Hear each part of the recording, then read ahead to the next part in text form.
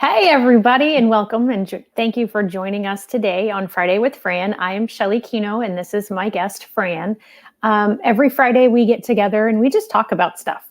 It's usually all related some way, some shape, or form with special education or families with special needs and that sort of thing.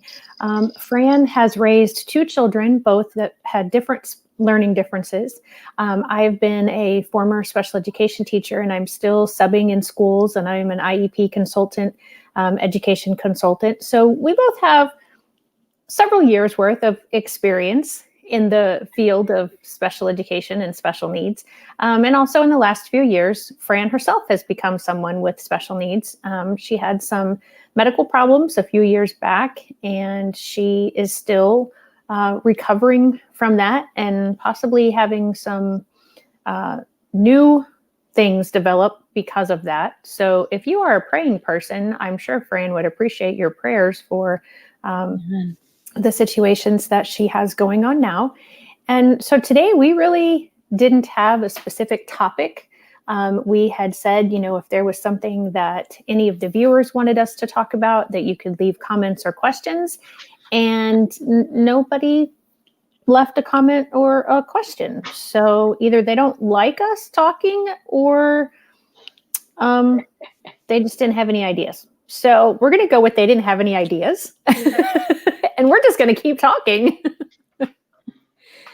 So, Fran, last week when we talked, you were remote. Can you remind the audience where you were last week and tell if anything new has developed in that area?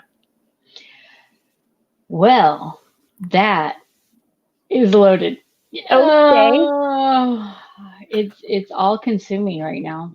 Oh, wow. I was actually, remember I had just sent you a message. Mm-hmm. Yeah. Until that moment, I was working on posts and organizing and doing the things that I like to do, and seem to be able to help in this area. So we had another Zoom meeting on Thursday, and we had 32 people. Wow. Yes, and that was good. We had sent invitations to facilities asking for administrators, owners, representatives to step on just to because the whole point is it's caregivers for compromise.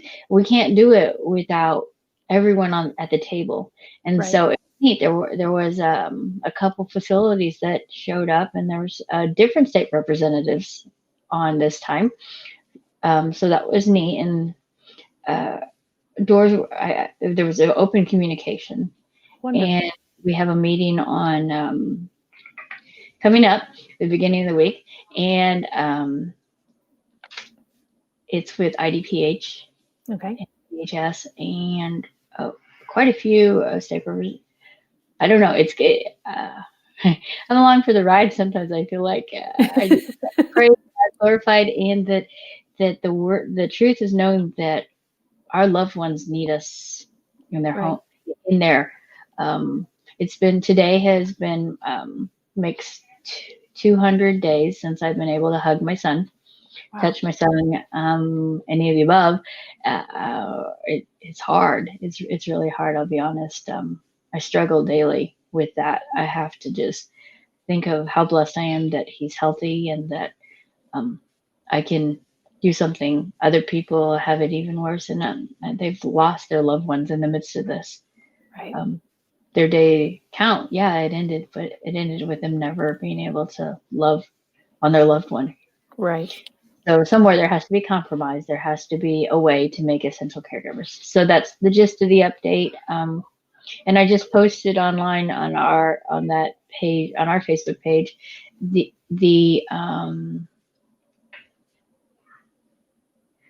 T-shirt order. We're doing T-shirts, so good. Just to raise awareness. So, the video that we did last week has, and I'll say it one way, and then I'll say it in a way that I think you'll understand, has had over 1,500 people that it has reached. So that would be like 3 nice car payments. How many? 3. Oh, sorry. C. Gosh darn it. I was thinking I was going to get it right that time. C. It's all good. Um, Okay. And, or, a good size house payment. Oh, so And then that's good. it's been viewed, B, car payments. Oh, cool. Yeah.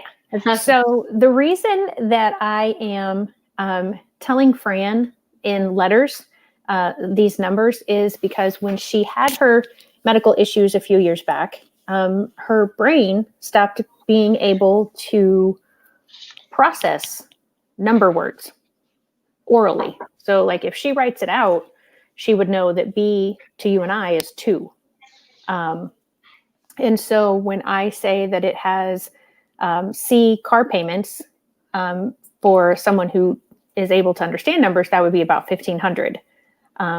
If when I'm saying, a large house payment, that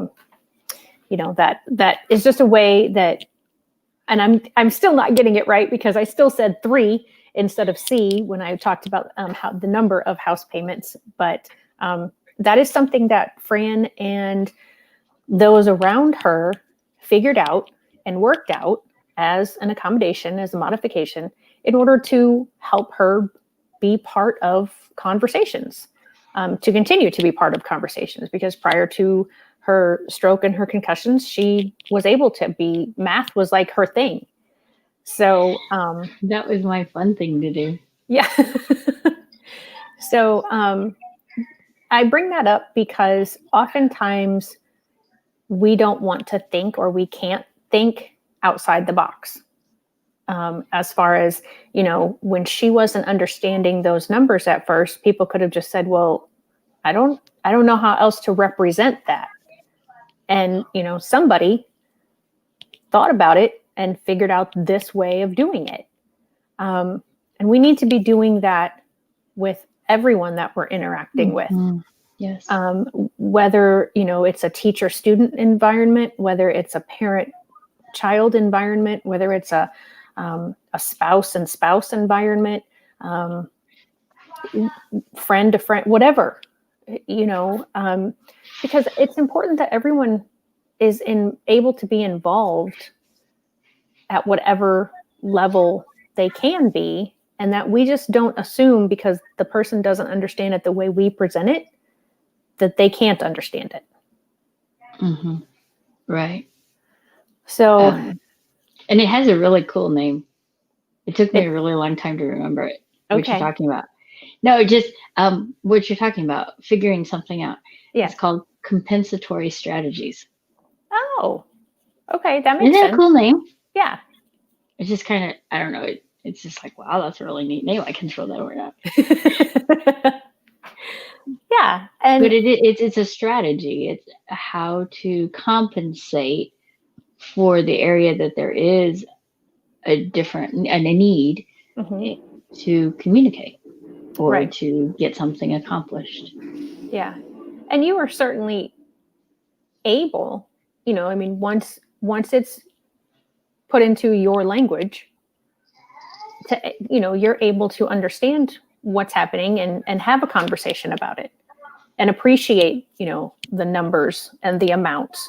And, it just kind of dawned on me when I said, putting it in your language, oftentimes we're speaking a foreign language to people, but we're still literally saying the same language that each person speaks, but the other person just needs it said a different way or taught a different way. And I'm seeing that a lot right now because of remote learning, especially, where, teachers and school districts are stretching their own minds, thinking outside the box on how to reach their students. And it's extremely appreciated, and it's needed in order for children who have an IEP to receive their free, appropriate public education. But sometimes, because a school or a staff have, if the box is here and they've already thought, this much, and then you come along and you say, it's still not working, they're like, but we're already doing this much. Right. I already feel like we're giving, what's appropriate. And it's like, but the child still isn't learning. The child still doesn't have access. So we need you to, collaborate and think more. And that's extremely frustrating to educators right now and to parents, because everyone wants the child to learn, but we're just so stressed about how to make that happen in this hybrid or remote learning kind of situation. So did you ever, with raising your son and daughter, feel like you kind of hit a brick wall with getting the team to understand, yes, you're already doing A, B, and C, but those A, B, and C things aren't working. So we need to go find D, E, F. Yeah. We actually with both of them and in different areas, and it happened different times, multiple times throughout their schooling. It even happened this year with my daughter in her extended education. So, well, let's address even just that one right now. When every assessment she's ever done, and we can't get her passed, it's always, I want to work with animals. So that's what she wants to do. And Right. So, and we have asked her to go beyond that, and she doesn't. I don't know if she can't or won't, but that she hasn't. So, and she's been consistent. And in the beginning with her extended education, we didn't have her do any job training with animals to try to push her beyond the animal. Right. And schooling was really hard. She fought going to school all the time. She didn't like it. She didn't want to go. She didn't want to go to job training. She didn't want to. And then she was not looking forward to this year. And with COVID, and she actually started in person because of her IEP and everything. So, sorry, my cat is everywhere. Hi, Emmy. Emmy is everywhere. I have my window open and it's directly behind my monitor. Oh. So she jumps on the desk over a monitor to get behind another monitor. That's okay. There goes that chipmunk. Okay. So back to teaching her. She was in person, and there weren't many options because nowhere was open, and a lot of places we had determined at her IEP, her annual review, that yes, we would get her involved with animals in job shadowing, job training in the following year. Well, COVID happened, and it was like, well, nothing's open. She can't go anywhere, not even where she had been, let alone with animals. And I'm thinking, oh, I don't want to go through another school year of fighting her to get her to go. And so I said, please, can you check into it? And the coordinator, she did. She followed through, and she's like, no, there's just no one's doing anything. And I'm like, okay, I can't do this. So I too had to step outside of the box and try to think, and we had to, and I was like, So I found a place for him. It was something, it's obvious when you think on it, but it's like, why have we never thought on this? It's with horses. She loves horses. Right. But not only is it with horses, there's other animals there, but there's so much to learn there. And It's where she's been since she was little, because she started therapeutic riding there. She was one of the pilot kids that started that program. So she grew up there. Yeah. So they know her. So what a better place. But it took realizing we can't do what we've been doing. We can't try to squeeze her into this shape when she's like this kind of person trying to squeeze into this. She's not gonna fit that hole in any form or fashion. And she had so many absences. The other school year. This year she's only had a couple. Nice. only a couple. And beyond the ones that, medical reasons she had to go to appointments, or I actually pulled her to go with us to the state capitol as an educational field trip. Right. And I'm sure it was very educational, because seeing you standing up for what you believe in, and, that even as adults, we want things and we can't always just have them. No. And sometimes you have to fight. So that was an awesome educational experience for her. So, so yes, we had to think outside the box, and we had to go. I feel like we've done the alphabet and we're like into the Greek alphabet numeric system at this point. I have no idea. We're somewhere at pi alpha something, but we're just going, because I think it's so funny. I look at both of my children, and my son has Down syndrome, and with it, people tend to categorize and lump and stereotype. And some of those things are true, some of them aren't, but you have a general idea. Whereas with my daughter, I don't know what's around the corner most of the time, but that's okay. Like I say, she is, my son is the anchor in my life, and my daughter is the sail in the wind that moves us to and fro, and I'm the ship who happens to just be along for the ride. That's kind a very good analogy. And so, who knows where that sail is going to take us some days, but I'm learning that it's okay not always to know. It's more about the journey than the destination.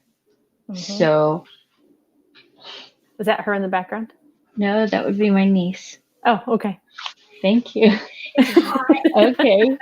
Trying to pass you a note without being seen. No, she brought me a mini blueberry muffin. They were making muffins. Oh, nice. So, she's actually, and that's another one of the things with schooling choices. Her parents have decided to homeschool her this year. She was attending school in person, and then when it went remote for everybody, and she went remote, and then they determined to homeschool. So, it's the journey, not so much the destination. I think I'm going to stick with that. Yeah. Yeah. And I really like that, you're the boat and your son is the anchor, and your daughter is the sails. And I mean, that seems, because I know your family, that does seem very appropriate. So what other situations have you had? Have you had any situations? It seems like in a lot of cases, even before COVID, when I would be collaborating with either teachers and administrators that I was working with on a daily basis, or as an IEP consultant, and we would collaborate and work with each other, that thinking outside the box for different academic strategies was a lot more accepted and done easier than thinking outside the box for behavior strategies. Oh. Did you find that to be true? Yes. Okay. Can you tell us about some of that? Okay. We'll go to my son on that one a little more, because that was one reason ultimately he graduated earlier than he could have, because by his behaviors, he had told us he was finished with school. He was done. And it's been I have to say, it's amazing the educators he had in his life when through schooling that were able to think outside of the box. And then there were some that weren't. Sure. We'll go with the won't first. And I actually found this out from a friend's daughter who was in the classroom. They stuck him in front of the class with his nose in the corner.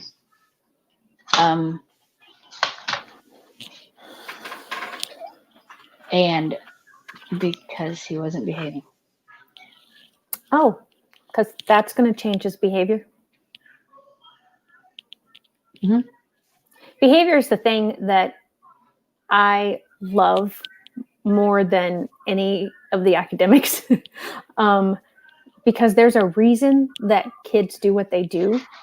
And you post the neatest things on your page. I'm like, oh my goodness, I never thought of that. Oh my goodness. Oh, that's a really smart thing. Oh yeah, been there, done that one.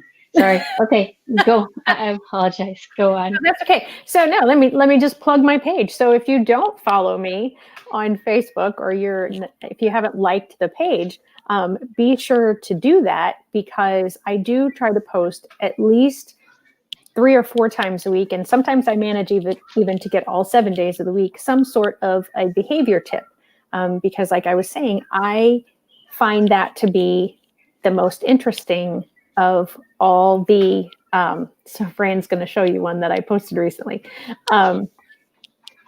So I'll talk about that in a second. I just love investigating, I guess it is, and figuring out what is causing the behavior.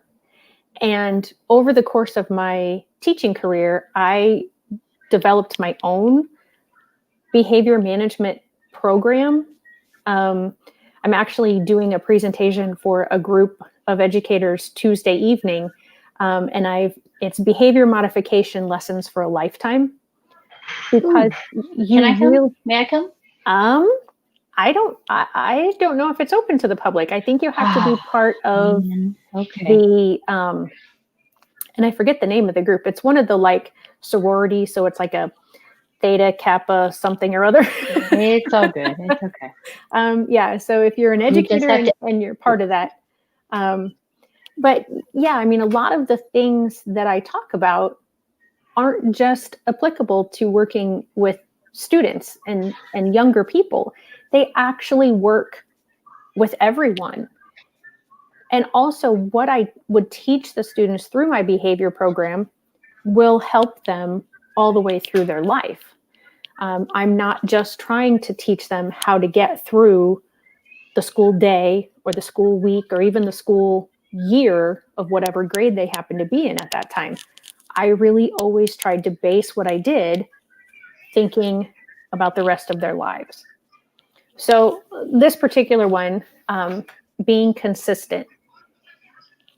We often think of consequences as only being for negative things, but consequences are both positive and negative.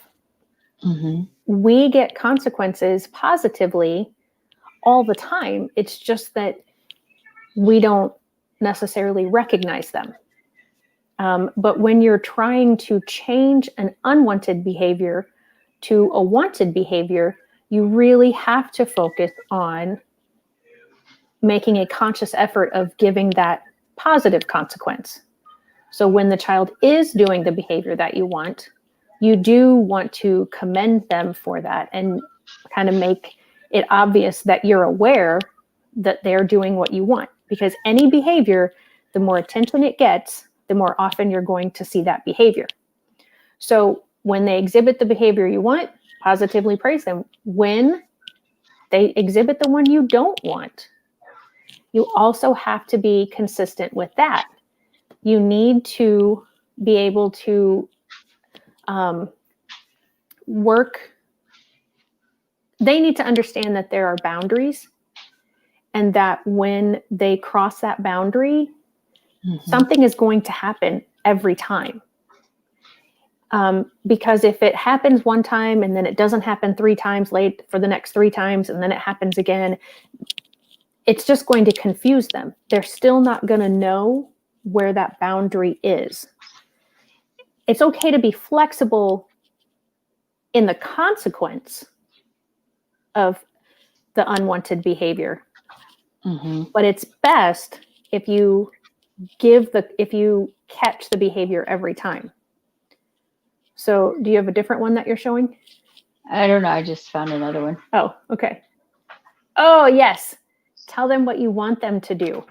So, because oftentimes we do exactly this. You know, the kids are fighting in the backseat of the car when you're going somewhere, and you're driving and you're just like, stop fighting. Well, okay, So maybe they'll stop fighting, or they'll stop yelling. Well, let's say they were fighting. Well, then they might start yelling at each other. And then you have to yell, stop yelling. So what you want to say to them is the behavior that you want. Keep your hands to yourself. Talk in quieter tones. Be nice to each other. Things like that. So just telling them exactly what you want them to do. And we run into this 1,000 times a day in classrooms. Pick up your pencil. Okay. Just write the first word. And instead of saying, pick up your pencil and just, write the first word. Did she scratch you? No, I must have she must have a sore. Sorry. And so instead of saying the things that we want them to say, we'll just say things like, I don't know why you're not doing this. You know how to do this. But the brain works in such a way that if you use negatives, it doesn't process as well as if you just put the direction in the positive. So saying things like, I don't know why you're not doing this. You know how to do this. It doesn't tell the brain what to do. But if you give them that action of pick up your pencil, write your name on your paper. And then you have to sometimes repeat that, which is another one of the behavior tips that I've had out there recently is say exactly what you want the exact same way. So if you want them to pick up their pencil and you say, pick up your pencil, then the next time also say, pick up your pencil, instead of, I already told you what to do. Because for sometimes they might not have heard you. Right. And kids who have to process sentences by word instead of the whole idea of the sentence, if you change the way that you have given the direction, now they're having more words they have to process. So simple, direct, as few words as possible directions will get better reaction and results. And that's what I've tried to, that's worked really well with my son, not maybe as well with my daughter, but, and I've tried to help his caregivers with even, because he lives in a group home, is just you just have to be consistent. Like even when I saw him the other day, when I dropped off a soda and a hash brown for him, and he came running, and I was like, Bubby, you gotta stop. You stop. Why do you gotta stop? He goes, I know.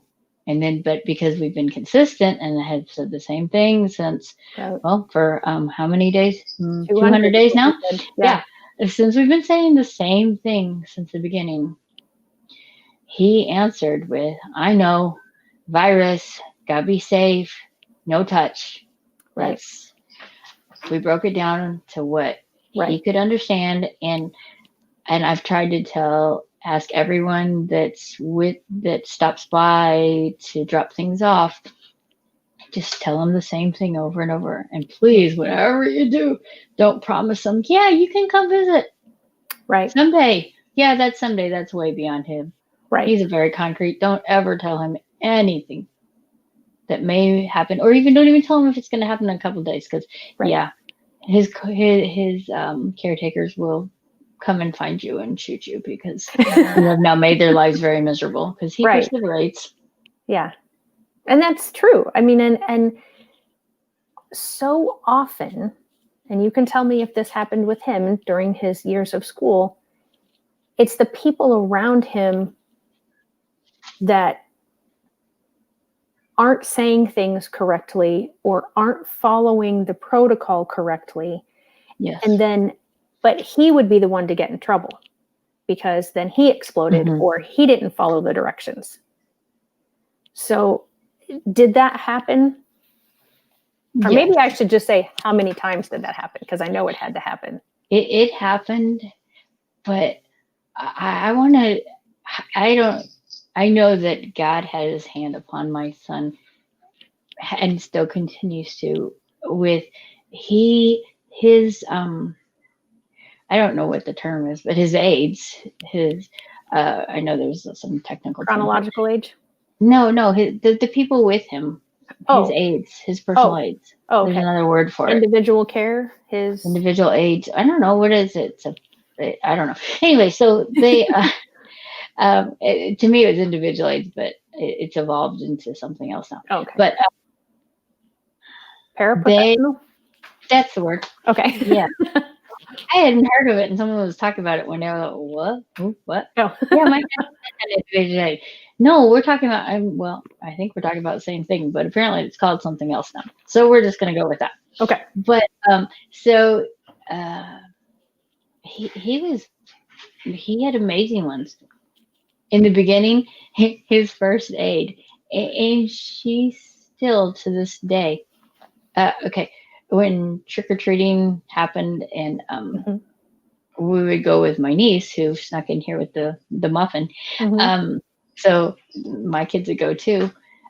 And I'm thankful in our area, they don't care what age you are. I could go trick-or-treating if I wanted to. And they probably would have been like, yeah, okay, Fran, here you go. But yeah. She would always have a bag of yellow Lay's potato chips for him and a soda, because she knew that's what he wanted. And that's where we started our trick-or-treating. No, well, we started at my parents', but when we would go out into the community, that's where we always started. And that was his first year in early childhood education. Right. He's now probably about 18. 22. Yeah. So he's about 18 years past having her. Yeah. And she still thinks of him, and still, and so, okay, so back to what you had asked was how many times was his plan not followed? And it wasn't so much always the ones working directly with them, the ones that were indirectly. And that's part of the problem with an IEP, is it's not always followed by everyone that is it, because it's either not made known to those, maybe it's not made known to the classroom aide, maybe it's not made known to the other individual aides within the classroom that will also interact with your student, your child. And so I think ultimately it comes down to communication. Yep. And that communicating what is in the IEP, and also communicating, okay, this is in it, but it is not working. So telling the parent, okay, hey, we are trying to follow what happened. And I don't know how it is from an educator standpoint to go to a parent to tell them, okay, we are doing everything that you've asked of us, and it's not working. How do they, I don't know how educators feel about that, or if it's received when they do tell parents, or parents like, this is my way, and this is, and so the thing for which I'm working now, one of the words in it is compromise. And I think that's important. Communication, compromise. Okay, we're going with C words today, apparently. Collaboration, coordination, communication. Yep. Celebration, cohesiveness. You know, it just. Anyway, sorry. We'll just, that was alliteration. Alliteration brought you the letter C with cookie. No, they did not bring me a cookie. They brought me blueberry muffins. So, which is like a cupcake without icing. So I mean, okay, you can call there it. We go. Yes, it was made in mini cupcake pans. There you go. Yeah, there you go. See, it's all there. It's all good. Okay. So anyway, so I had, alluded to how did the educators feel when they have to go to a parent and say, okay, this IEP that you really wanted us to, or we came up together, but these were the ideas you really wanted us to implement. They are not working for us here. They may work at home. How did you handle that? Or how do you handle that? I mean, honestly, I would just talk to the parents. I was very privileged in the fact that I worked with most of my students for more than 1 year. So I had an opportunity to get to know my students and their families a little bit better than just your gen ed teacher, or even some special ed teachers who only have a student for 1 year and then they go on to the next grade. And so most of my students' parents and I had good communication with each other, and we had a good relationship. And yeah, I would just say, okay, well, we've tried this. Oftentimes it was the opposite though. We would be getting results from ways that we were working at school, and we would want the parents to implement those same strategies at home. And if they did, they didn't always get the same results, but a lot of times they wouldn't even implement what we were doing at school.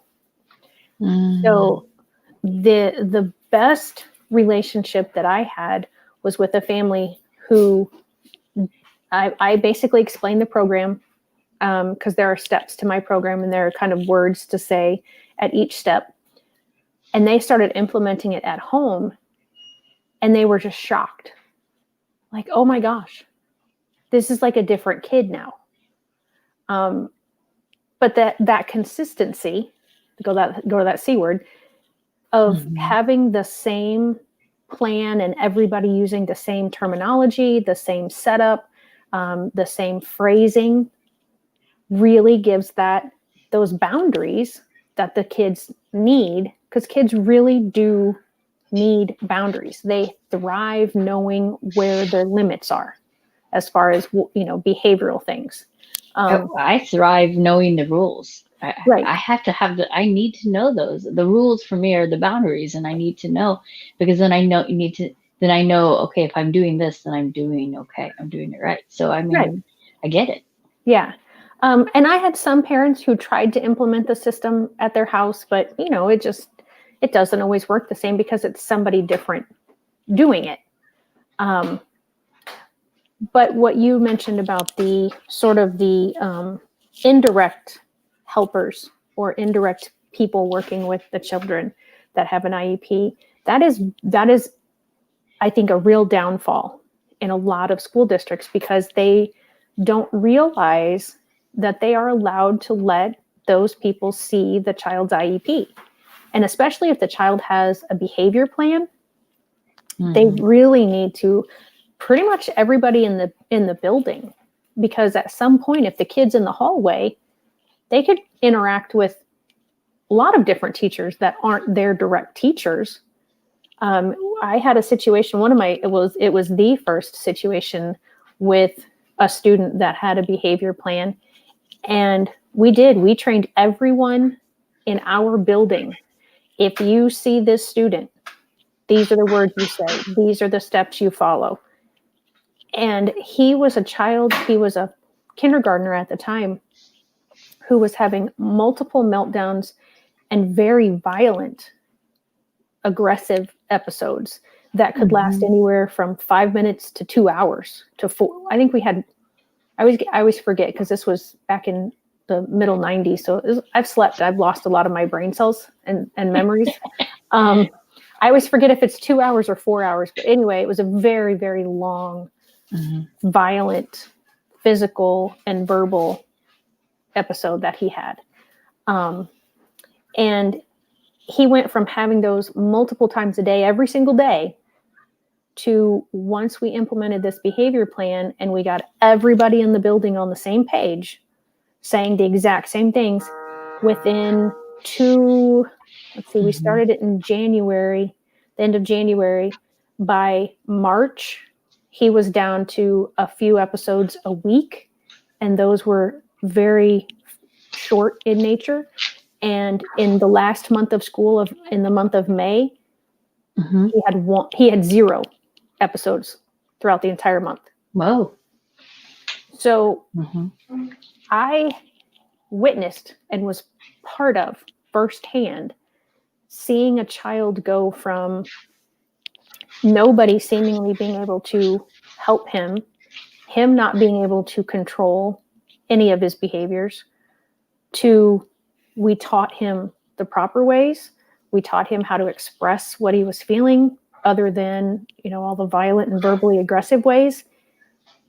And he became a very happy child who started to make friends, because the kids weren't scared of him anymore. He wasn't getting those discipline referrals. So the relationship started to get better between his family and the school. We were overseas at the time that this happened. And I've told that story and in much more detail to many people, because that was just really whoa, this was so amazing to me. And I've been asked by so many people, well, why didn't you send him to a behavioral school or an alternative school or something? And it was because we had to think outside the box, because we didn't have any place else we could send him. He had to stay with us. And the principal at that school believed that he deserved to be with his general education peers as much as possible. I mean, then that's what the IEP says, but oftentimes, especially when it comes to behavior, teachers become fearful for a lot of different reasons. And they think the only way that they can really help the kid is to send the kid away. And even if that away is just to a self-contained special education classroom all day long, where they're not even really interacting with their peers throughout the day, that happens more frequently than actually sending them to a different building or totally different environment. Least restrictive environment. Least restrictive environment, yes. And I've been in many, many situations where when I was given the opportunity to work with kids long term, every student that I applied this program of mine to, they were successful. Their behaviors either started to decrease in frequency or duration or intensity, which are the three things that you look for in behaviors, or they decreased in all three areas. I mean, in some it took a few weeks, some it took a couple of years. It just depended on how severe the behaviors were to start with, and how much help I was getting outside of my classroom. Because it worked with kids with very low IQs to kids with high IQs. It worked with boys and it worked with girls. I mean, there was no student that I did it with that it didn't work in some way. So that's why I'm trying to teach it, but it's very difficult to teach it because it became a part of me. So to pull out all of the little, I can't really say do this and it's going to work every single time, because it was all individualized. But that's where that education is in general. Right. We all learn differently. Right. Yeah. So if anybody's interested in that program, hire me to come teach it to your school district, and I'll be happy to do that. But there was something else that you mentioned that I think we could probably dedicate a whole show to, and that's paraprofessionals. Because without my paraprofessionals, I would not have been as good a teacher as I was. They really helped me beyond their pay grade. And it frustrates me how little most paraprofessionals are paid, because they do a lot of things that nobody else in the school will want to do. Most paraprofessionals, even individual aides, oftentimes would, in my experience, get pulled and someone else be with their student so that they could go do recess duty or lunch duty or, some other sort of task in the school that the teachers didn't want to do or had it built into their contract that they didn't have to do. But yeah, I mean, and it sounds like, you definitely, at least with one paraprofessional, had a very good relationship. I'm trying to think. I'm thinking on all of the ones he had, and yeah, to this day, I think I'm in communication with all of them. Yeah, whether it's through Facebook or texting, in some form or fashion, we're still in contact, or they still reach out. when we had that birthday parade for Bubby. He had teachers and aides come by. Yeah. Still. Yeah. Yeah. One of his former teachers was in front of me in the parade.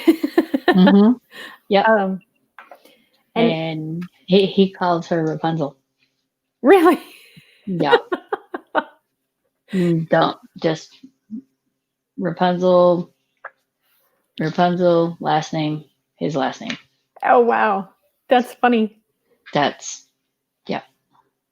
so cute. Why did he come up with that? Do you remember? I have no idea because this person does not have long hair. No, not at all. Another one, and his aide he had in the classroom that year that he came up with that name for her, and he actually had her this many years. But his aide he had that year, her nickname T. That was her name. Because her husband's name started with a T is the best we can come up with. I don't know. But and another was Circus Button, and that person's last name. So it's just Button. Circus Button. And so on Facebook, when that person's birthday comes up, I always say happy birthday, Circus Button, because that's how I know them. Right. That is funny. I mean, and there's more. He had a name for everyone. He gave them their own names, but they became so much more than just his aide at school. They became part of a family. Right.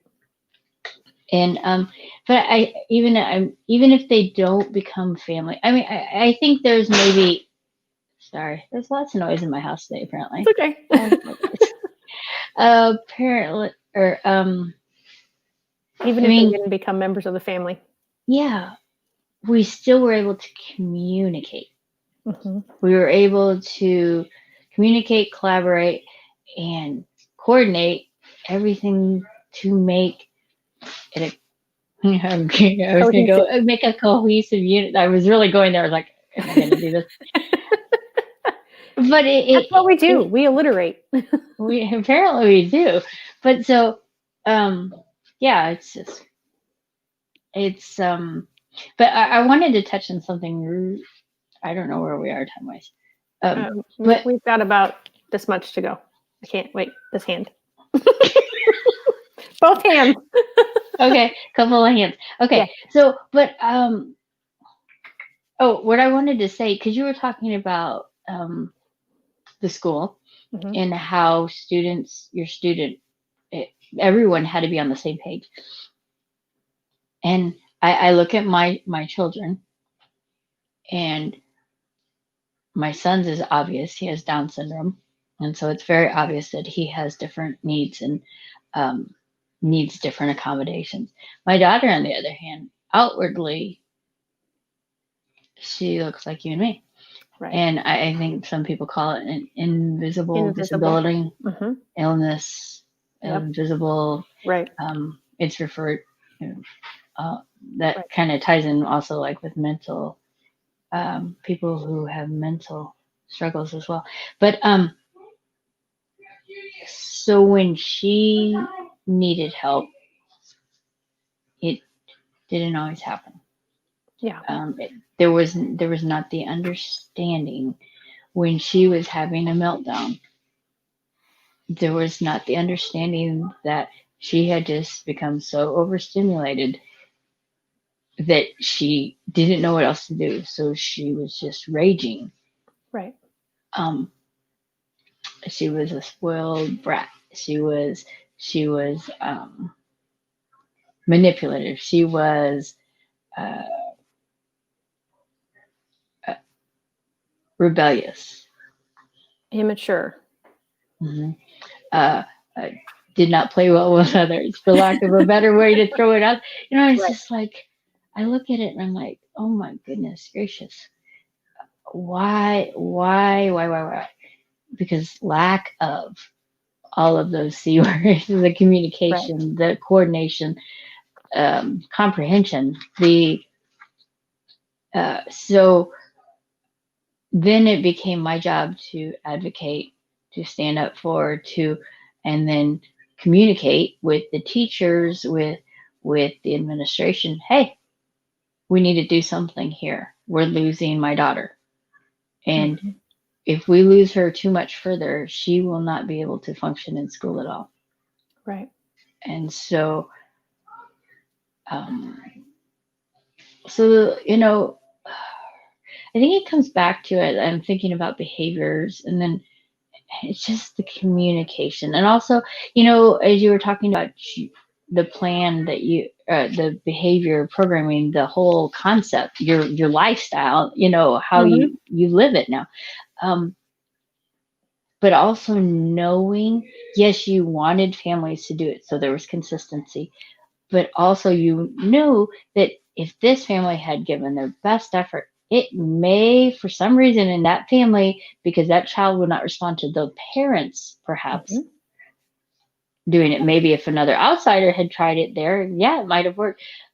You understood that it wasn't going to work, and that's kind of the same concept I have to do with Bubby, with him where he lives. I don't try to micromanage his caregivers. Mm-hmm. When he moved in, I told them, this works for me. Give it a go. If it doesn't, I'm not in the moment. I'm not there in the situation. Right. You need to come up with works for you, but all you need to do for sure is be consistent. Yep. Once you figure it out, be consistent.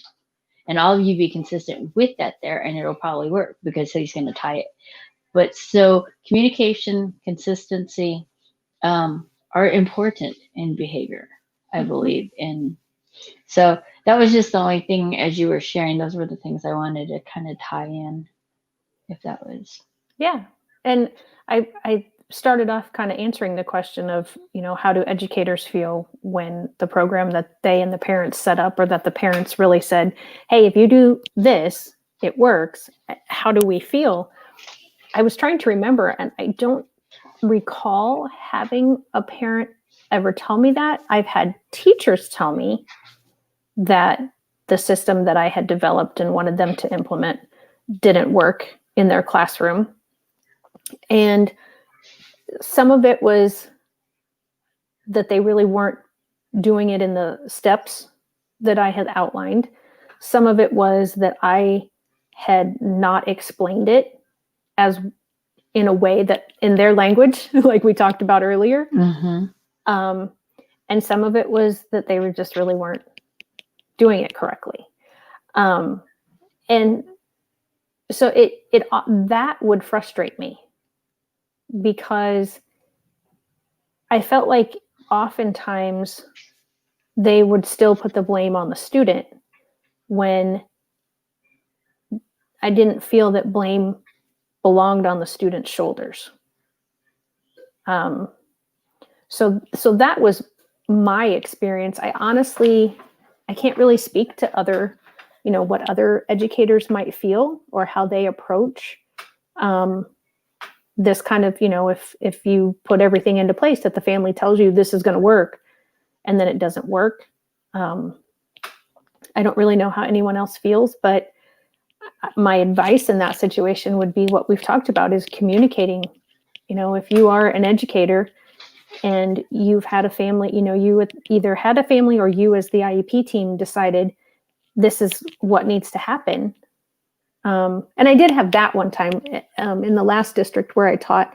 I had someone give me an idea of a plan, and I was like, I don't know that I can implement that plan to the level it needs to be implemented for it to be successful. And that wasn't received very well. But I said, it's not that the plan isn't good, but I don't think I can do it with the fidelity that it would need. And so the person understood it, but they weren't happy with me because I wasn't doing what they had suggested that I do. And they were like, well, if you don't want to try it, that's fine. I'm like, I'll try it, but I'm already saying I just don't. And surprisingly, I carried it out better than I thought I would have been able to. So, but that ended up being sort of a compromise between that person and myself and how it was going to go how I was going to follow that plan. Okay. So yeah, but you have to communicate, and you also have to, and this is one of the tips that I say often, is behaviors are personal to the person exhibiting the behavior, but not to the person receiving the behavior. If you're a parent of a child and you're arguing about something and the child screams at you, "I hate you," they really don't. They hate that situation that they're in that moment. But outside of that moment, in the bigger picture of life, they really love you. They really know that, that you have what's best in mind for them. So not taking behaviors personal, not taking outbursts as against you being the one receiving those kinds of behaviors, trying to stay calm and remembering it's not about me. This person is in a crisis at this moment. How can I help that child or even that adult come out of the crisis? So we have this many left. Why can I never get my hands right? I can't get where my camera is and where I am on the screen correct. Apparently my daughter's home. That's half the dog barking. I apologize. Why don't you just tie us up? And you have something going on right now. You want to touch on it real quick? I do. Thank you for that. I do have the Mental Health Awareness Walk in memory of Sydney Irizarry. It's actually going on right now. It started yesterday. It's virtual this year. So you can actually go to, I think I still have, nope, I took it off. I don't have the banner anymore with the address on it. But if you were interested in donating to the Mental Health Awareness Walk or registering for it, you can go to my website, not my website. You can email me. I'm so sorry, hit the wrong link there. You can email me and I can send you the information. It's $25 to register. You will receive a bracelet and a bookmark. At this point, we are out of the yard signs that we were giving everyone. And it's just to help keep mental health awareness in people's minds and for us to keep talking about it and to keep moving forward in a healthy manner as far as our mental health is concerned. So you can email me at shellykino.com. Also, join us next week. We still haven't figured out what we're talking about next week. Today was sort of off the cuff. We really sort of had a plan, but not really. Tuesday, #NoLimits, I will be talking with a friend of mine who is in New Jersey.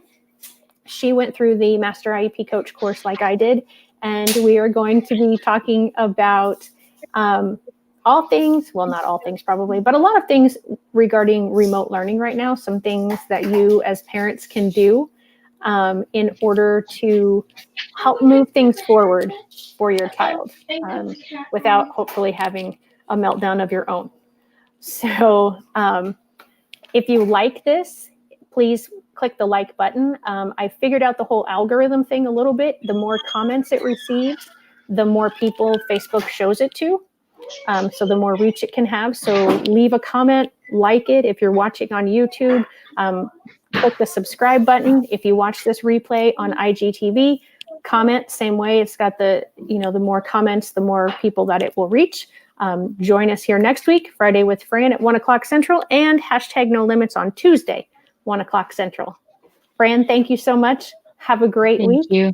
Thank you, everyone. Brought to you by the letter C. Brought to you by the letter C. C. And by the way, this is this many of our episodes. Really? Yeah. Awesome. Cool. All right, everybody have a great week.